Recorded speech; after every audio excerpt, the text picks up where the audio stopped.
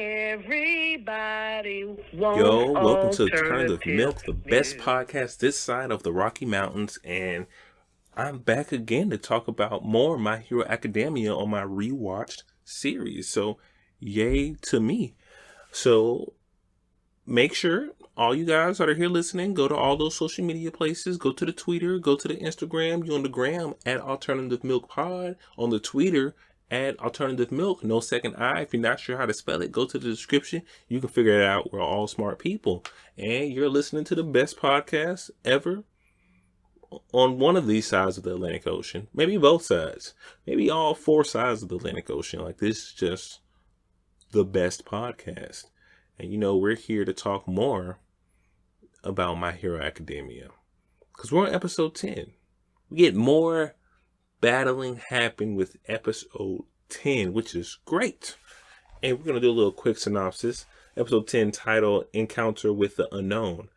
Villains have attacked USJ and it's up to Class 1A to stop them. What are the villains after? Will All Might be able to save the day again? Remember All Might from last episode? He was out there saving the day, saving everybody but the students, because now he late to class and his ass can't get there. But hey, it's time for some students to step up. And the great thing about the title of this episode, it is Encounter with the Unknown. And it really deals with not knowing what your enemy's quirk is or how to overcome it in a situation happening in a dynamic situation like this. Because villains have broken into the USJ with UA students inside. Pandemonium's going on. My man, I was just telling all the students, hey, y'all run for the doors. I'm going to have to handle this. Till 13, hey, take care of the kids. And he's running out there. And here's another moment where it shows our main boy protagonist. He's like observing the situation and like, wow, this is bad, because Eraserhead or Mr. I was like, this isn't the type of situation he wants to be battling. Like, he tells him that, like, bro, your technique, you fight better in like stealth missions and 101 confrontations. Like, you can't fight multiple enemies, and it's multiple enemies with different quirks all in front of him, and he doesn't know what they can do. And all shit, the villains don't know what he can do. But you're underestimating what makes him a pro. And here's what he's trying to teach Deku. You have to overcome your quirk. Like, typically his quirk makes it difficult to fight multiple enemies at once. How does he overcome it? He has his binding cloth around his neck that he used to ensnare his enemies, trip them up, bind them so they're unable to move. He can throw them around. And I don't know what this cloth's made of, because he's just picking people up who look like they weigh way more than him and just throwing them around with them. But that also goes down to his training, developing a technique that can help him overcome his own weaknesses. Is also, he uses goggles, and the goggles help, like, since his quirk, Eraserhead's quirk, is to erase somebody else's quirk abilities, but he has to be looking at them, and he can't blink. It has to be constant contact. They're not able to use their quirk unless they're a anthropopo type quirk user, where their quirk is their body. Like, he can't look at it and shut it off. But like, 3 of the villains, like, their quirks involved them shooting projectiles, and when he looked at them, they couldn't do it. So it's kind of cool to see it at work, because it's actually a real powerful and useful ability that can be used in different situations. But when you just say his quirk out loud and what are the benefits of it, yeah, it can't be used in this situation. But that's the next step in being a hero, and that's what our main boy has to learn. Like, everybody's quirk has some limitation. There's no such thing as some super powerful quirk that can't be beat. They all can be beat. You have to be the one to learn how to overcome them. It's basically just overcoming your limitations. And the episode, I want to say, it's like 3 main parts. It's the Mr. Iwaza, and the other part is the students being separated, fighting on their different areas. And then you have All Might, And I just want to talk about All Might real quick, just to get this over with. Like, it's a couple quick scenes. It says All Might and him talking to Nezuko, the principal at UA, and All Might's a little mad at himself for using up all his ability to change into the hero form. So, and Nezuko's just lecturing him and going over shit. So it's like he's telling him to calm down, recharge a little bit before you go over there, because it could be a little later now, just due to him not having enough energy to maintain his hero form. Everybody don't know he can't do that, so he just can't go over there his little baby form. Not yet. I want to say that's not like until season, is it 3 or 4, or the end of 3 when everybody finally learns the secret. But for now, it's still keep it on the hush hush. And then back at the USJ, this is when we really get a first look at Shigaraki, and seeing how he's disappointed that All Might's not there. And when he speaks to our other boy, Kurogiri, who's working with Shigaraki, he's like, well, I thought they thought All Might was just gonna be there. All Might in 13, they didn't even know about Eraserhead. They're like, hey, is that Eraserhead? Holy shit! Eraserhead started whooping their ass, but they thought it is truly a dangerous situation for the students, because these people came there thinking they had what it took to beat All Might. And all the two heroes they have there and all the students combined, like, they don't compare to All Might. So at this point, you don't know who is the person that they have on their side that's like, hey, this guy's going to beat All Might. Like, this is our guy. He has what it takes to do it. It could be Kurogiri, weird big shadow guy, but at this point you just don't know.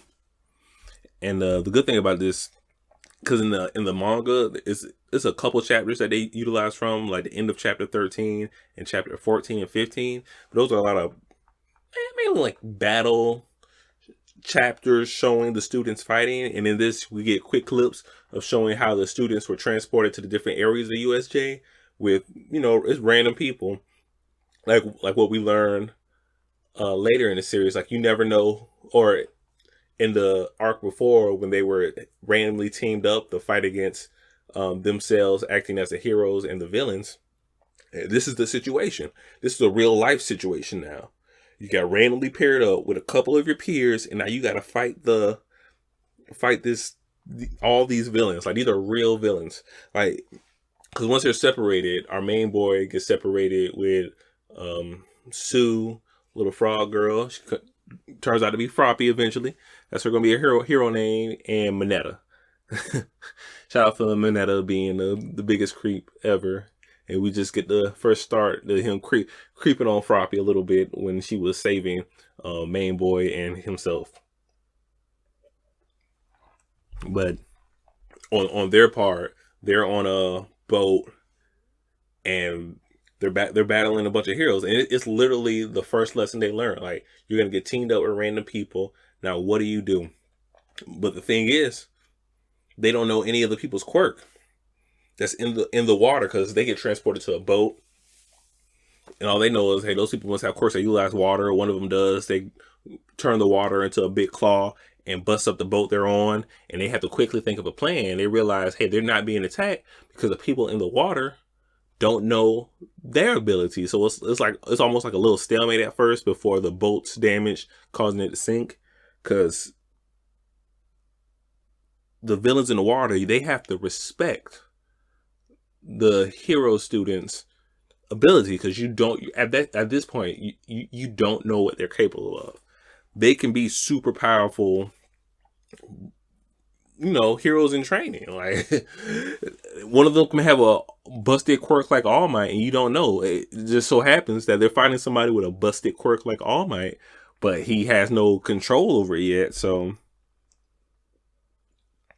lucky for them, kind of. And it's cool because all three of them, they quickly tell each other about their quirks, what they can do and what they can't do. Like, Deku's like, yeah, I got this strong quirk, but when I use it, I can't use parts of my body anymore. But then Mineta like tells him like, yeah, I got sticky balls on my head.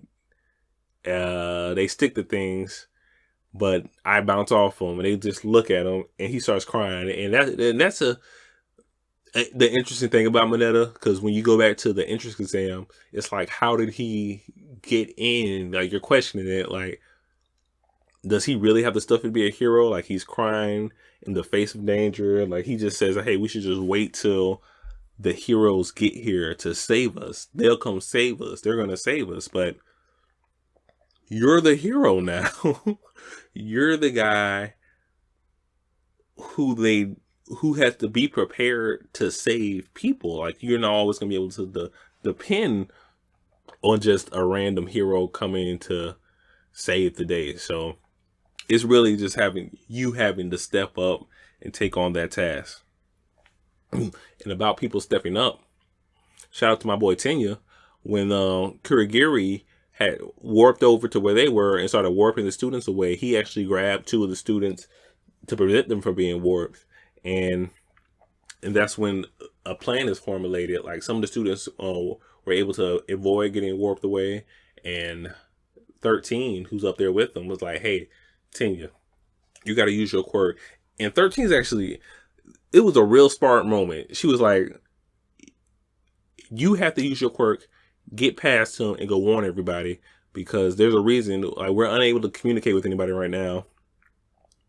Either they're using somebody, probably has a quirk that's being used to jam the system. And if we can't communicate with anybody on the outside, it's really not going to do us any good. You have to be the one to go and get them. Tina's like, oh man, but that's not manly. But bro, it's not about looking manly. It's about going to save these all the other students' lives. You don't know where they are right now. All we know is they're fighting other villains. We don't know how strong those villains are. And it's lucky that everybody's just fucking being a badass and whooping ass. Like, they show Bakugo and Kirishima together, and they're both whooping ass. And our boy Shoto, shit, 1-on-1, nobody wants his ass. You just step your ass back. But it's definitely going to show this. It's going to because they don't actually show the plan going to action yet, but it's all set up. Like, hey, we got to get Tenya over there. All the other students standing next to each other. They're like, hey, let's whoop some ass. 13's whooping Kurigiri's ass, sucking him up in her vortex hole finger thing. Not 100% sure how her quirk works yet. And I read the manga, but it definitely shows her ability to process the information, give out battle plans. This is everything we praised Tenya for literally the episode before. But we're seeing it in action. Like, hey, based on the information, we're going to do this. Bad thing is, Kurigiri heard everything because he's standing right there. He's like, oh, so you just going to plan to do shit in front of me? Fuck me? No, fuck you. Fuck you, my guy. But it's definitely cool. And just to hop back over to the boat, our main boy, Deku, he they all formulate a plan. He launches up. He uses his quirk to flick his fingers so powerful that it causes the water to be pushed away. When all the water rushes back, pretty much a whirlpool. Froppy jumps while she's holding Mineta and grabs Izuku with her strong ass tongue, freaky ass tongue. But Mineta starts panicking again. He's like, bro, why do I suck? Why is everybody doing just so much better than me and making plays? So he just starts throwing his sticky balls down in the whirlpool caused by Deku. And it works. All the villains in the water, the sticky balls start getting stuck to them now. At first, they would have just been inconvenienced. But now, hey, they're trapped. And it's like, did he think to do that by himself? Was it instinctual? Maybe he do got a little bit of battle skills and know-how on how to handle the situation. But basically, it's a good episode on, hey, learning from the lessons of the past. Hey, they all got thrown together. They had to learn to work together in this situation while, hey, encountering with the unknown. Fucking title of the episode. They done did it again. God damn. This is a legit encounter of the unknown. They're able to work together, learn about each other's quirk and how to formulate plans around it. And then the other students getting to see 13 formulate plans based on the information she has, and then I was over there, shit, showing you like you can overcome your quirk. You have to figure it out. Only you can make your quirk just a little better. Man, I notice it. I say this every episode, but I'm gonna say it again. Fucking learning lessons. It's a good ass episode, man. I see why this became so popular when it first came out. I know this last season 5 people were a little shaky on, so I can't wait to get to that one. But for now, I'm messing with it, and hopefully you all are messing with it too. And I am thankful for y'all to have listened and made it this far. And if you listened to this while this episode was released, hey, hopefully y'all are having a thankful Thanksgiving coming up, and have a great rest of the year. And hopefully that includes you continually listen to this podcast. So enjoy the rest of your holiday season. Baby.